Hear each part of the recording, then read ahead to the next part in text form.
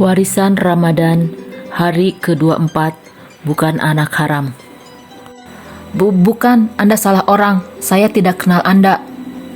Rama yang baru saja mendengar ucapan dari Fikri, dia tak lagi bisa menahan pintu itu. Justru malah diam saja melepaskan tangannya dari pintu, hingga Fikri sendiri menahannya di saat Ibu Rama juga bicara begitu. Tidak mungkin aku salah orang kalau sikapmu seperti ini. Pria itu tetap memaksa membuka pintunya. Aku mencarimu kemana-mana. Aku mendatangi tempat tinggalmu dan rumah mendiang orang tuamu, tapi tidak ada siapa-siapa di sana. Aku tidak tahu siapa kerabatmu yang lainnya. Dan saat itu teknologi tidak seperti zaman sekarang. Aku sulit menemukanmu. Kenapa kamu pergi begitu saja? Siapa yang menyuruhmu pergi? Kenapa tidak menungguku datang dulu? Fikri memang sudah lama sekali mencari istrinya. Dia menjadi duda bukan karena istrinya meninggal, tapi karena wanita itu kabur meninggalkannya. Apa yang terjadi? Aku butuh penjelasannya. Ini sudah hampir 25 tahun berlalu, Eis. Yang ditanya pun tak bisa menjelaskan apapun. Dia masih membuang wajahnya. Pergilah, carilah wanita yang sepadan denganmu, bukan wanita miskin sepertiku. Aku tidak pernah menikah lagi selepas kau pergi meninggalkanku. Sebenarnya masalahnya ada di mana sih? Apa yang membuatmu pergi? Aku sudah katakan kalau aku mencintaimu. Bahkan aku membawamu ke rumah keluargaku dan aku juga sudah menikahimu. Apalagi yang kurang? Tak ada masalah dengan kita.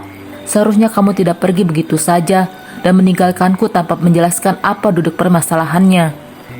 Fikri sudah lama sekali ingin bertanya begini pada wanita yang sudah dinikahinya, tapi tak pernah memberikan penjelasan apapun. Rama yang melihat ini tentu saja yakin sekali kalau ibunya memang mengenal orang yang sempat berpikir kalau dia adalah anaknya. Rama sendiri tak pernah bertemu dengan ayahnya. Apa mungkin orang yang membantunya selama ini adalah ayahnya sendiri? Lepaskan aku. Ketakutan, justru ibunya Rama malah semakin menjauh. Buya. Sehingga akhirnya Rama mencoba mengambil inisiatif untuk bicara. Maaf Buya, kayaknya Buya enggak bisa makan di sini malam ini. Dan kalau Buya setuju, biarkan Rama bicara dulu dengan Ambu. Nanti insya Allah Rama akan kabarin Buya hari Senin. Rama akan bawa Ambu ke Bandung. Saha nurek nulu ka Bandung dan? Ulah gitu atuh Ambu. Semua kan bisa dibicarakan baik-baik Ambu. Apa dia adalah putraku? Tanya yang membuat wanita itu tak mau menjawab juga. Usianya tidak jauh dari waktu perpisahan kita. Kalau dihitung dari masa kehamilanmu, aku yakin sekali dia adalah putraku. Lagi-lagi Ibu Rama tak mau menjawab. Rama, berikan aku beberapa helai rambutmu. Aku akan mencoba mengecek DNA-mu dengan DNA-ku. Ulah dibere dan. Senyum Fikri kembali terurai ketika melihat bagaimana paniknya Eis. Kamu masih polos saja sama seperti dulu, Eis. Di sini Rama bingung sendiri, sementara ibunya kini wajahnya memerah dan membuang wajahnya dari pria itu. Seorang pria yang memang sudah lama dirindukannya juga. Wajahnya tidak terlalu banyak berubah, tetapi masih sama meskipun sekarang lebih banyak guratan di wajahnya, dari garis-garis halus dan rambutnya sedikit memutih. Rama, maafkan Buya, karena Buya sebenarnya sudah berusaha untuk mencari dan menggali informasi tentang kepergian kalian, tapi sama sekali tidak menemukan info apapun. Rama juga sebenarnya bingung harus bicara apa, tapi untung saja Fikri tidak memaksakan kehadirannya di hadapan dua orang itu. Dia memilih memberikan waktu pada keduanya dan pergi, sehingga Rama bisa bicara dengan ibunya. Ambu, ulah gitu atuh. Cerita ka endan, sadayana, ulah ayanu ditutup-tutupi Ambu. Lagian endan ge tos lami penasaran saat sebenarnya bapak endan. Atawa Ambu leuwih resep endan disebut anak haram tegaduh bapak. Rama pernah menyebutkan selentingan nama Fikri, dan kalau menelepon juga biasanya di rumah dia akan memanggil Pak Fikri. Tentu ibunya tak curiga. Ibunya juga belum pernah melihat foto pria itu. Terus nah Ambu ninggalkeun Buya? Sampai Rama pun penasaran menanyakan ini. Sebenarnya Eis tidak pernah berniat untuk pergi, tapi status sosial mereka yang berbeda membuat dirinya ketakutan. Setelah orang tuanya meninggal, Eis tidak lagi memiliki siapapun yang tinggal bersama dengannya. Satu-satunya keluarganya yang ya tinggal kakek dari ayahnya saja, tapi dia pun tidak bisa mengabarinya. Rumah kakeknya di kampung nan jauh. Dia juga tak tahu bagaimana pergi ke sana karena dia tinggal di Bandung, sedangkan kakeknya tidak tinggal di sana. Uis yang masih berusia 15 tahun kala itu diambil oleh seorang yang dermawan, ayah dari Fikri Safrudin, dan disekolahkan di salah satu pesantren yang dibiayai oleh keluarga mereka. Di sanalah dia bertemu dengan Fikri yang usianya sudah 10 tahun di atasnya.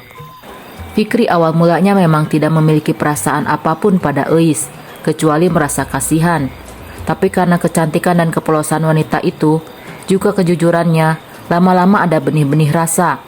Ini membuat Fikri memutuskan untuk mengatakan perasaannya, dan saat itu dia sudah 3 tahun mengenal Uis. Dia meminta wanita itu menjadi kekasihnya. Mereka menjalin hubungan sembunyi-sembunyi. Hingga 2 tahun kemudian ayah dari Fikri Saprudin meninggal dunia, dan ada sedikit perebutan harta dan kekuasaan dari kakak-kakak dan adik ayahnya. Bukan hanya harta yang menjadi masalah. Ibunya juga ingin menjodohkannya dengan seseorang yang ditolak oleh Fikri, dan dia nekat untuk menikahi Uis. Namun ini tidak mendapatkan restu ibunya. Justru membuat Uis menjadi targetnya. Memang wanita itu terlihat baik-baik saja di hadapan Fikri. Tapi satu ketika Fikri memang harus pergi bekerja di luar negeri, dia menakut-nakuti Uis. Mencoba membandingkan dengan wanita yang dijodohkan dengan Fikri, membuat wanita itu datang ke rumah, dan Uis yang polos itu merasa benar-benar kecewa. Jadi ambu diomongin Buya bade nikah sareng awewe eta, terus keperluan pernikahan tos disiapkeun. Ya, benar sekali.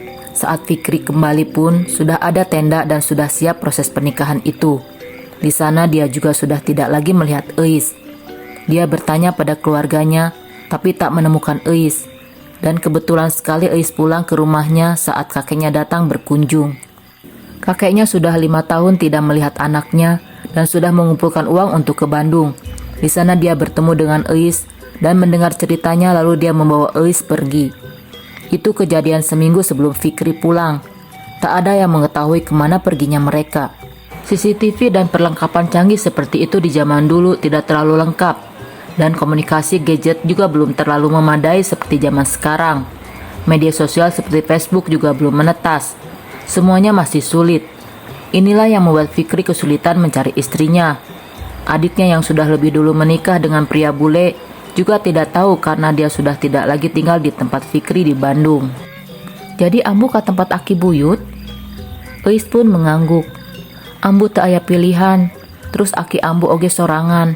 Nya geus ambu sakalian we ngurusan aki sabari digawe. Naon we sakapanggihna. Ambu ngan hayang tenang hungkul dan teu dinyeri deui ku sasaha. Rama sekarang paham kenapa ibunya pergi. Tapi ayeuna jelema nu bade nganyeri ambu sareng Rama tos teu araya. Jadi hayu ambu ikut saja sama Rama. Buya masih nyaaheun pisan ke ambu. Makanya Rama kembali membujuk setelah tadi dia sempat menanyakan ini dulu kepada Fikri tanpa sepengetahuan Uis. Semua cerita Uis disampaikan oleh Rama pada Fikri, dan pria itu pun juga sudah menceritakan permasalahannya. Fikri memang belum sempat menceritakan kepada Uis kalau ibunya itu adalah ibu tiri, dan gadis yang ingin dijodohkan dengan Fikri itu adalah anaknya sendiri dari pernikahan sebelumnya, sehingga dia berpikir tak ada ikatan darah. Ini semua dia lakukan supaya harta warisan dari mendiang suaminya, ayah kandung dari Fikri itu tak kemana-mana, dan ibu tirinya Fikri tidak akan kena masalah dengan kakak dan adik-adik almarhum kakek Rama. Agak ribet memang permasalahan keluarga Rama. Makanya dia mati-matian juga membujuk ibunya dan memastikan kalau sudah tidak ada lagi itu semua. Fikri Saprudin sekarang sudah melakukan semuanya mandiri.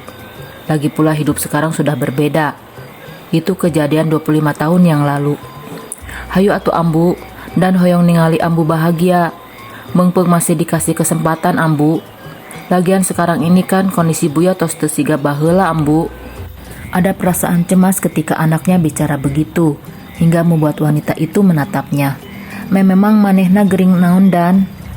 Sudah dibilangkan kalau Uis sebenarnya wanita yang polos, makanya mudah sekali terprovokasi. Dan tetiasa seueur carita ambu, tapi bisi ambu kaduhung, pamit teu kapendak Buya ayeuna. Kata orang kalau udah masuk liang lahat itu, gak mungkin bisa balik ke dunia ambu. Dan ulah ngomong siga gitu. terlihat sudah wajah Eis ketakutan. Nya atuh ambu mun teu hoyong kaduhung, hayu ngiring sareng endan. Ambu tiasa naros langsung ka Buya kumaha kondisi kesehatan Buya.